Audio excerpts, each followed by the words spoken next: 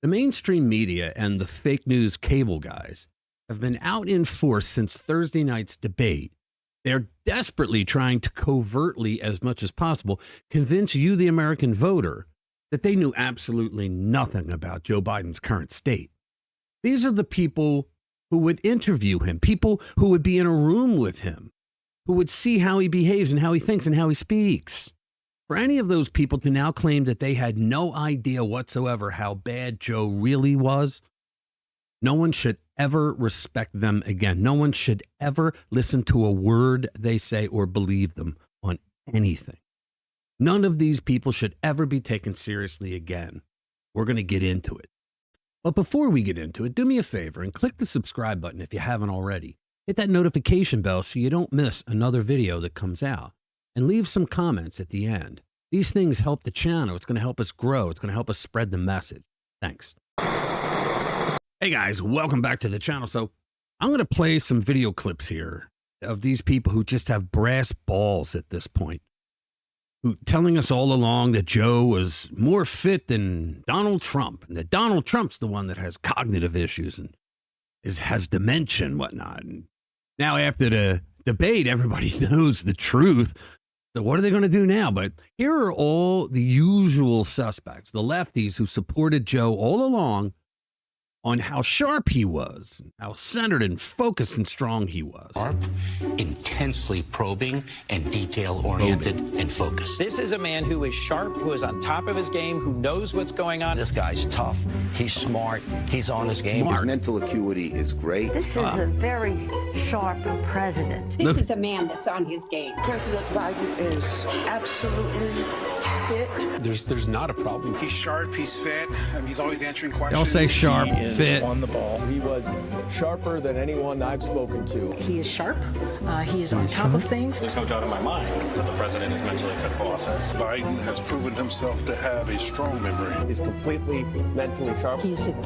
And the thing about it is that these people just have the crazy inside them that they can go out and talk even more now about Biden's mental decline and expecting us to not remember that the internet exists.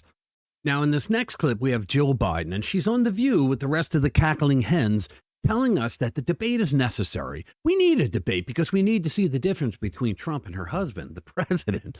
It's like she has no clue that her husband has lost his marbles. I mean, she is his handler after all, right? He knows she could blow in one of his ears and put out a match on the other side, right? You've got to be a special kind of nut job to go on a TV show like The View and tell people to tune into the debate to watch how much better her husband will be than Trump. Give it a watch. American people deserve a debate because you need to see your choices. You need to see we did need to see Trump, and you need to see the president, and you need to see the differences. And my husband's, and you're going to see how smart he is and the experience he has. Is he sharp? And then you'll see somebody who, like you're saying, I'm going to use Joy's words, can't put a sentence together. Can't put a sentence together. Yeah, we did see that someone on that stage couldn't put a sentence together, and it wasn't Trump. It was your husband, lady. Now, here's before the debate when Joe Scarborough, you know, the guy who looks like the kid with the banjo up on the bridge in the movie Deliverance. Well, he's talking about how cogent and beyond cogent Joe Biden is. He knew. They all knew about Joe's problems. Many of them are now saying, you know, for the last year and a half, yeah, we did know, but you apparently didn't because you never said anything, and that's your job. Think about it, guys. In a democracy, it is the people's job to hire the people who they want to run the country. It is the media's job to report on things like the president's brains are like a baked potato, because he is running for re-election, and he probably hasn't been with us for the last 3 years, and they knew it. But since he took office, the rest of us have known that he's cognitively declined, and so it wasn't news to us. Heck, we've been telling them all along, and they've been calling us crazy. So after the debate, they're all trying to change their tune to remove any culpability from themselves. But watch this. This is before the debate, and he sets down the law. Cogent. But I undersold him when I said he was cogent. He's far beyond cogent. Far beyond. In fact, I think he's better than he's ever been. Intellectually, analytically, Analytically. Because he's been around for 50 years. Start your tape right now, because I'm about to tell you the truth. Look at this. And F you if you can't handle the truth. F you if you can't handle the truth. This version of Biden, intellectually, analytically, is the best Biden ever. Not a close second. And I've known him for years. He can't be serious. And here is Joe Scarborough after the debate. Notice the total 180 flipperino. Now is a good time. In June, thank God. Thank God. In June, and not October, in June. Talk about replacing him. This is the last chance for Democrats to decide whether this man we've known and loved for a very long time is up to the task of running for president of the United Now, think about this, guys. He and his wife there, Mika, they actually, after this, get into an argument where he says, settle down, woman. He actually didn't say that. He basically said, you know, nobody's getting excited here. You're the only one raising your voice. And then suddenly, the very next day, she announces that he went on a vacation, a planned vacation, because he wasn't on the show, right? A planned vacation. I mean, think about that, guys. Think about that. So he's married, but he went out on a planned vacation on his own. Yeah, right. The thing is that the producers probably said, you know, well, you just yelled down your wife that way in front of the whole world. So we're putting you on suspension for a few days. Now, here's Chunk Yogurt of the Young Jerks. When you lose the Young Jerks, the Young Turks, when you lose them and you're on the left, forget about it. Wait till you hear this. Over. It's totally over. Joe Biden didn't pick up a single voter there. He lost millions of votes there.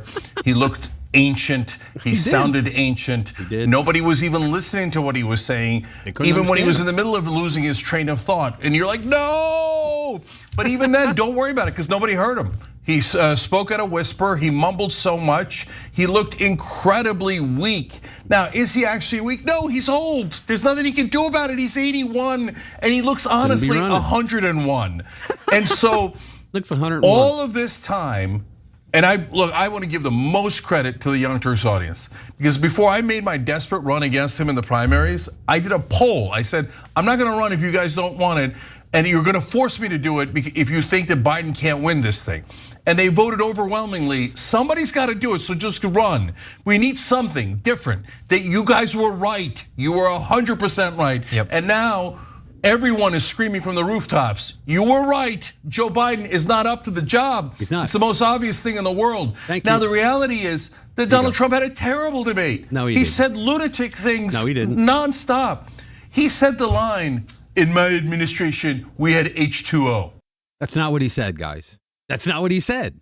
They asked him about pollution, environmentalism, all that. And he said, quote, I want absolutely immaculate clean water and I want absolutely immaculate clean air. And we had it. We had H2O, meaning we had clean water without any pollution, anything in it.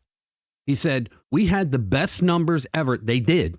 We had the best numbers ever. And we were using all forms of energy, all forms, everything. So Chunk just lied after he gave that brilliant rant on Biden's performance. You gotta love it, guys. I said again, when you lose the Young Jerks, that's pretty bad.